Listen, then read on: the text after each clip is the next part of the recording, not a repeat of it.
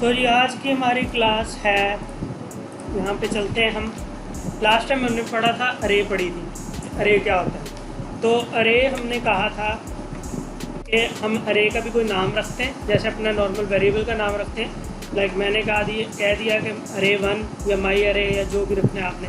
Equal करके दो तरीके थे इसके, एक तो हम अरे का कीवर्ड लिखते थे और उसके अंदर ये पैरेंथेसिस और इसके अंदर जितनी भी आपकी वैल्यूज़ हैं, ठीक है। तो इस टाइम कितने इंडेक्स की अरे है? 4। और ये कहाँ से स्टार्ट होंगे, कहाँ तक? 0 से कहाँ तक? 3 तक, ठीक है। दूसरा तरीका हमने देखा था कि हम बनाएंगे अरे 2 को रिपीट नहीं कर सकते वेरिएबल, हम रिपीट करेंगे तो वो पीछे वाला वैल्यू चली जाएगी, अगली आ जाएगी उसके अंदर। तो डायरेक्ट ऐसे हम जो अपना फॉलो करेंगे तरीका, वो ज़्यादा यही करेंगे। ये इजी है और फास्ट है, ठीक है। तो सेम चीज़ है, यही चीज़ यहाँ से भी बन जाती है और सेम चीज़ यहाँ से भी बन जाती है, ठीक है। फिर हमने इसके बाद जो चीज़ें देखी थी उसको हम रिपीट नहीं करेंगे, हम आगे चलते हैं आज डायरेक्ट। आज हमने पढ़ना है, एक PHP के अंदर 2 तरह की अरेज होती हैं, 2 तरह की। एक तरह की अरे वो जो हमने पढ़ ली, उस अरे के अंदर क्या होता है, इंडेक्स 0-1 की फॉर्म में होते हैं, ठीक है। 0-1 की फॉर्म में, जैसा कि हमारे पास इसके 0-1 की फॉर्म में है ना इंडेक्स। तो अगर मुझे यहाँ पर 23 की वैल्यू चाहिए तो मैं क्या करूँगा, इको $array2, और यहाँ पर मैं कहूँगा कि इंडेक्स नंबर 2 उसका दे दो मुझे, ठीक है। तो यहाँ पर 23 नहीं लिखना आपने, 2 लिखना है, यानी कि 2 इंडेक्स पे जो वैल्यू पड़ी है। लेकिन कौन सी वैल्यू आएगी 2 इंडेक्स में? 4, एग्जैक्टली।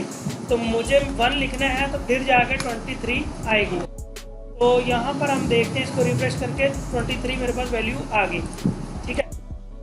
अब यहाँ पर मैंने कहा था कि अगर आप इसको अपडेट करना चाहें तो अपडेट कैसे करेंगे, अरे 2 वेरिएबल 2 और इसके बाद इसको कहेंगे कि भाई 4 ऐड कर दो, सॉरी 1 की जगह पर अब आप 24 ऐड कर दो, ठीक है। अब ये अपडेट हो गई। फिर इसी लाइन को मैं कॉपी कर लेता हूँ, पहले 23 अब 24 आ गई। कैसे आई? यहाँ पर मैंने अरे 2 के इंडेक्स नंबर 1 को 24 असाइन कर दिया था, ठीक है। अब ये तो थी पुरानी जो इंडेक्स है उनको ही अपडेट करना। अगर हम अपनी पूरी अरे अपडेट करना चाहें, यानी कि उसके अंदर कोई नया इंडेक्स ऐड करना चाहें, तो वो कैसे करेंगे? उसका ये तरीका है, $array2, उसके अंदर पहले हमारे कितने इंडेक्स हो चुके हैं? 4 हैं, लेकिन वो काउंटिंग में कहाँ तक है?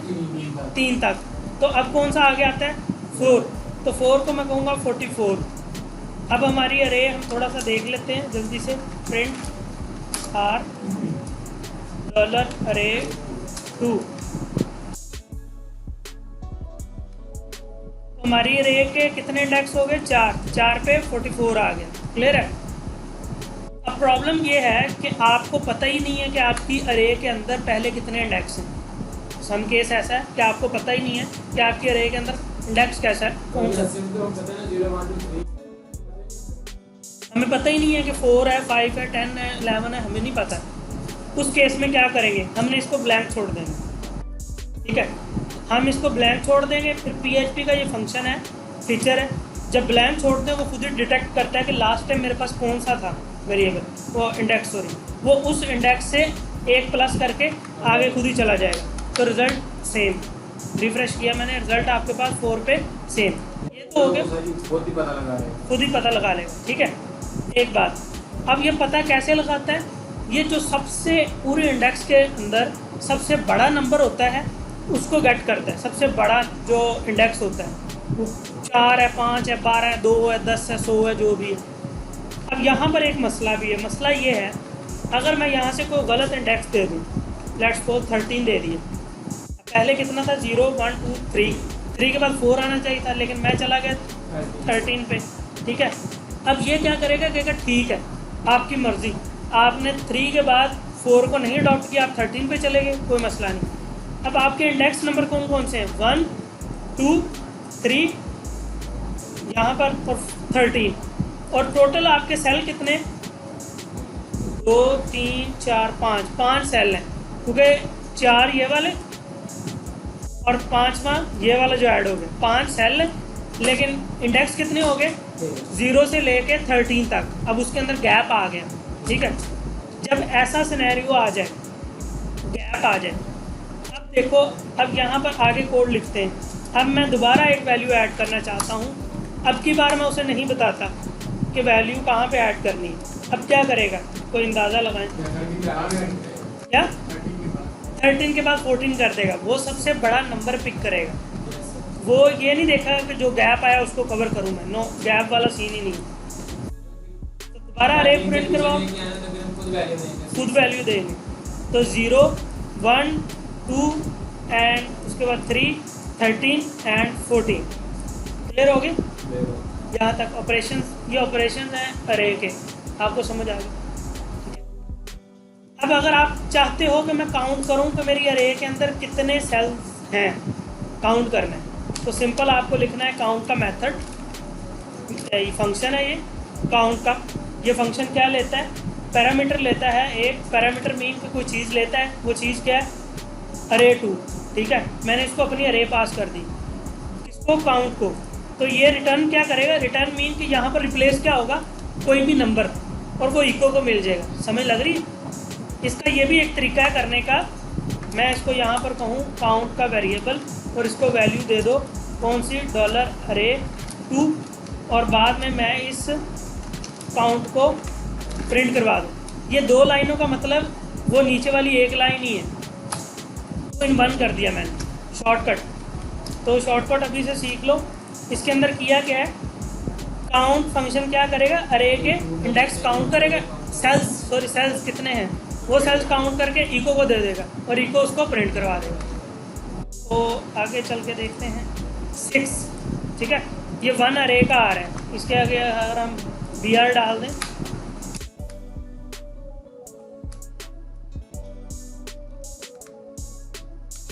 तो 6 सेल्स आ गए। तो हमारे पास वैसे भी इधर 6 ही है ना, तो इट्स मीन दैट कि यहाँ से हमें पता चल रहा है, ठीक है।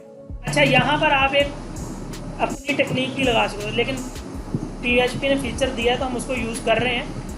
लेकिन हम अपनी टेक्निक भी लगा सकते हैं यहाँ पर, जैसे हम 13 लिखा है ना, अगर यहाँ पर लिखें तो हम अपनी टेक्निक क्या लगा सकते हैं कि यहाँ पर ऐसे कर दें अरे 2, तो हमें नहीं पता कौन सा इंडेक्स आगे आ रहा है, तो हम यहाँ पर लिखें काउंट करो आपकी जो $अरे है, अरे 2 को काउंट करो और उसके उस सेल पे रख दो 46।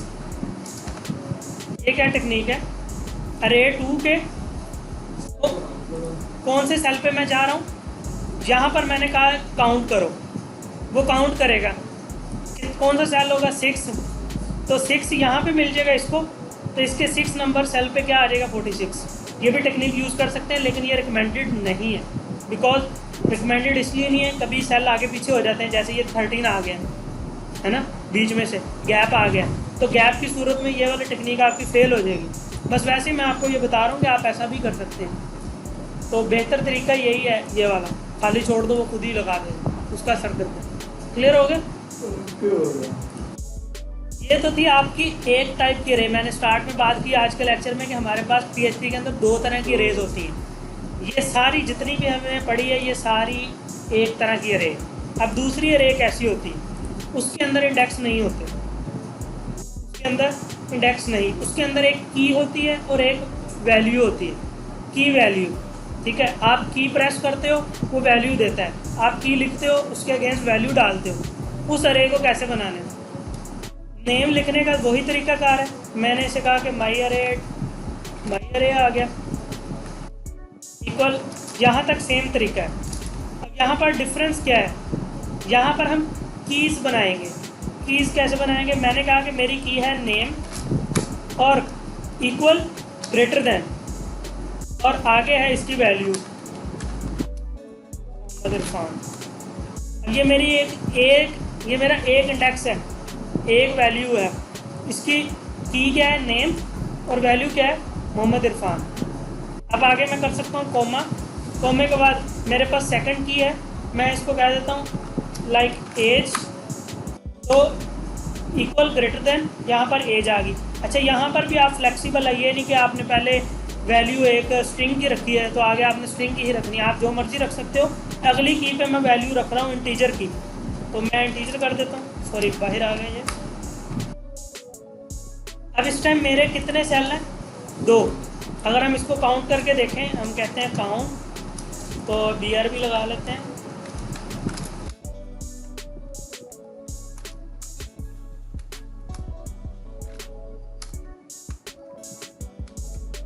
तो कितने सेल आ गए? 2। अब इस पूरी अरे को प्रिंट करवा के देखते हैं।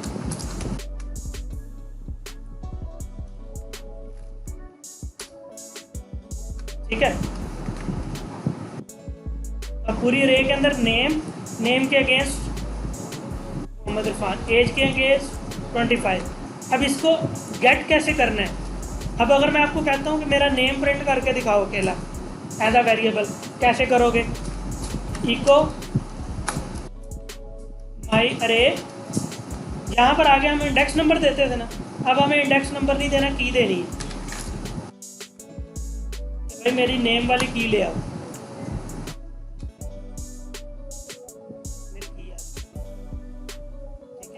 क्लियर हो गया? कोई मसला है इसके अंदर? कोई क्वेश्चन? ठीक है, तो अब इसके अंदर भी हम चीज़ें ऐड कर सकते हैं। इसके अंदर हम कैसे कर सकते हैं? बाद में आपको जाके याद आया कि लेट्स सपोज इसका आपने डालना है इसके अंदर, सॉरी, यहाँ पर आपने की डालनी है, न्यू की डालनी है, लाइक प्रोग्राम है, ऐसी है मेरा प्रोग्राम। आप और ऐड करना चाहें और भी कर सकते हैं। अब हम दोबारा अपनी अरे चेक करते हैं।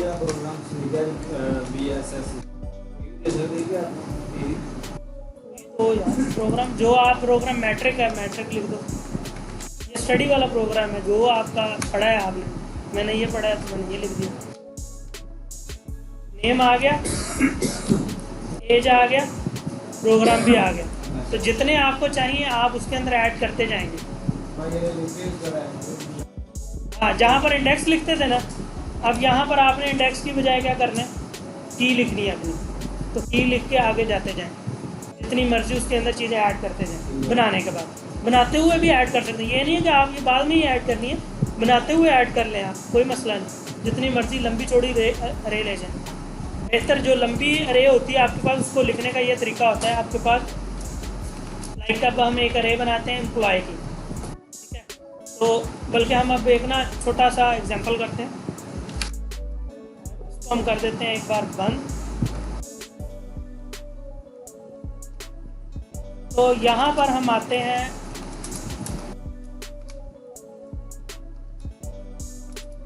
तो यहाँ पर हम कहते हैं कि मेरा एक टेबल है,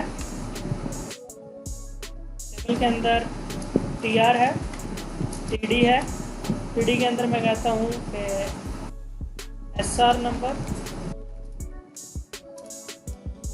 TD नेम, इसको मैं कहता हूँ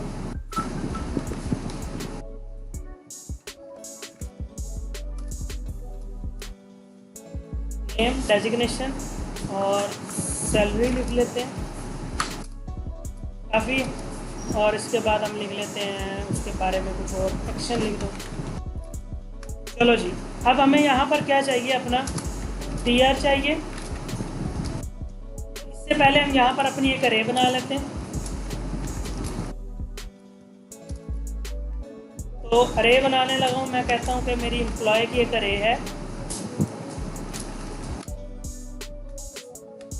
ठीक है? तो अब इसके अंदर मैं कहता हूँ पहले है जी एम्प्लॉय का नेम, ठीक,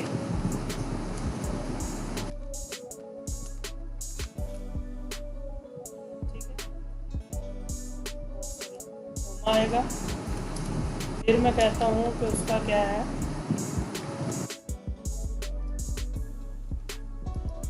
डेजिग्नेशन, मैंने शॉर्ट रख लिया शॉर्ट फॉर्म में, उसको मैं कह देता हूँ वेब डेवलपर, फिर मैं इसको कह देता हूँ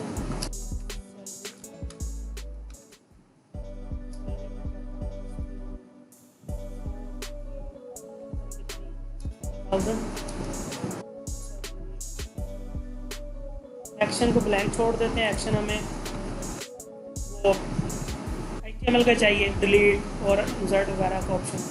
अब मेरा एक एम्प्लॉय रेडी हो गया। अब मैं इसके अंदर जाऊंगा, इसको मैं कॉपी कर लेता हूँ।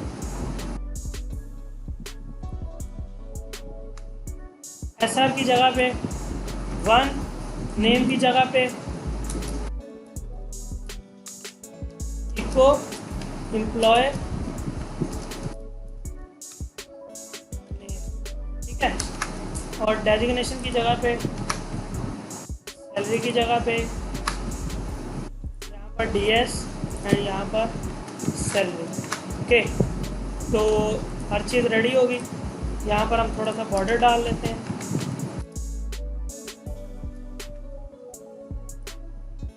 बन गया, क्योंकि बॉर्डर की प्रॉपर्टी टेबल के अंदर HTML के अंदर अलाउ नहीं है, रिमूव हो चुकी है। ये तो जुगाड़ है, हम यूज़ कर लेते हैं। हाँ जी, HTML का, PHP का कोई कमाल नहीं है, HTML के अंदर भी ऐसे ही होता है। तो ठीक है, ये अपडेट हो गया आपके पास। तो थोड़ा सा आगे चलते हैं। ये अरे तो इंडेक्स की तरह की मिलती जुलती थी, आगे चले ना, आगे चलते हैं। छोटा सा एक कॉन्सेप्ट है, उसका टच देते हैं। नेस्टेड अरे, नया टॉपिक है नेस्टेड अरे।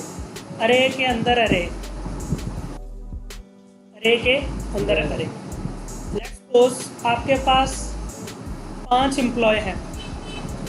उन 5 एम्प्लॉय के डेटा की एक अरे है।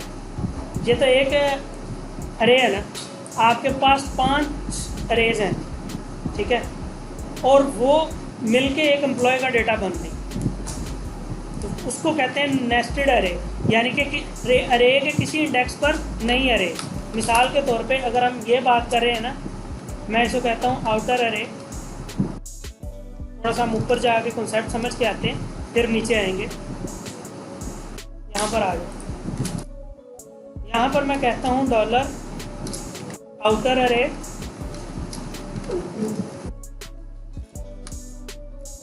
तो मेरी इस आउटर अरे के अंदर मैं पहली अरे के मिसाल के तौर पे देने लगा हूँ आपको, इंडेक्स वाली अरे, वो 0 1 2 3 वाली। पहले हम क्या करते थे, 23 45 67 ऐसे लिखते थे ना, है ना। अब हमें 45 की जगह पे, 45 की जगह पर, इस इंडेक्स की जगह पर एक और अरे चाहिए, और एक और अरे चाहिए। तो मैं क्या करूँगा, 45 46 47। अब क्या हुआ, हाँ जी, किसके अंदर है, सेल 3 ही है। पहले सेल के अंदर 23, पहले सेल के अंदर 23 यानी इंडेक्स नंबर 0 के अंदर। इंडेक्स 1 पे पूरी एक नई अरे पड़ी है। इंडेक्स 2 पे क्या पड़ा है, 67। सेल कितने हो गए, 3। अब यहाँ पर इसे कहते हैं नेस्टेड अरे, यानी अरेज के अंदर अरे। अब यहाँ पर क्या चीज़ है, ये जो आपके पास अरे है, इसका 46 आपको चाहिए। अब क्या करना है, 46 कैसे आएगा, आउटर अरे। हाँ, इसके अंदर क्या लिखूं, 1। अब क्या करूं, अब नहीं पता, मैं जी, वालेकुम सलाम, आज चलो जी। अच्छा, इसके 1 पे क्या है, हमारे पास अरे तक हम पहुंच गए, इस अरे तक। अब यहाँ पर हमने कहना है कि एक नई अरे है, और उसका इंडेक्स कौन सा है, 1, क्योंकि 0 पे तो 45 है, 1 पे 46। तो यहाँ पर हम देखते हैं 46 आता है या नहीं आता। 46 आ गया, ठीक है।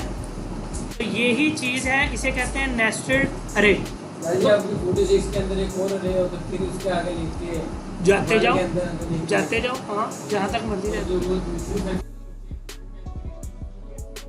हाँ उसके अंदर भी ऐसे, उसके अंदर कैसे, सेम यही चीज़ है। अच्छा आप चेंज भी कर सकते हो।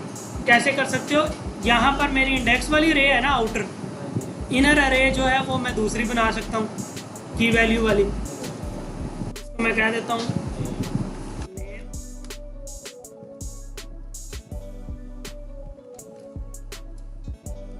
अब मैं क्या करूँगा, अब एक ही इंडेक्स रख रहा हूँ मैं अभी के लिए। तो अब 1 के ज़रिए, ये पहले वाले 1 से मैं इस अरे पे चला गया। अब इसके अंदर जाके मैं कहता हूँ नेम, ठीक है, क्योंकि ये नेम की पेयर वाली है, की वैल्यू पेयर। तो इसको मैं ओके करता हूँ तो ये इरफान आ गया, ठीक है। तो यही सेम सिनेरियो मैं बना सकता हूँ कैसे, यहाँ पर कैसे बनाऊँगा।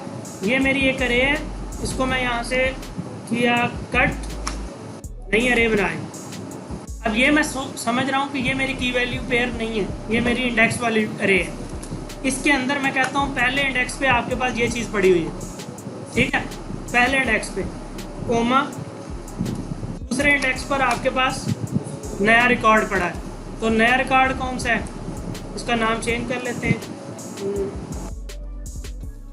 कासिम, सैलरी भी बढ़ा देते हैं। तो 2 रिकॉर्ड हो गए आपके पास। अब आपके एम्प्लॉय के कितने सेल्स हैं, 2, इंडेक्स 0 और 1। 0 इंडेक्स पे ये अरे पड़ी है, और 0 इंडेक्स पे जो अरे पड़ी है उसके कितने इंडेक्स हैं, 3, और 0, 1, 2 बस। अब हमें क्या करना है, अब हम यहाँ पर चलाएंगे तो एरर आएगा, यहाँ पर एरर आएगा। क्यों आ रहा है, वो इस वजह से आ रहा है क्योंकि ये अरे अब 2 हो चुकी है और हम उसको डायरेक्ट कॉल कर रहे हैं, है ना।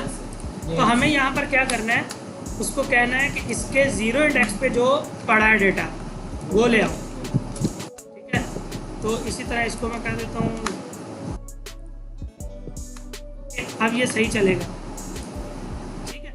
अब यहीं पर हम ये अपना TR जो है, इस TR को कॉपी कर लेते हैं। अब ये मेरा 0 इंडेक्स का नेम डेजिग्नेशन सैलरी था। अब ये मेरा जो है वो 1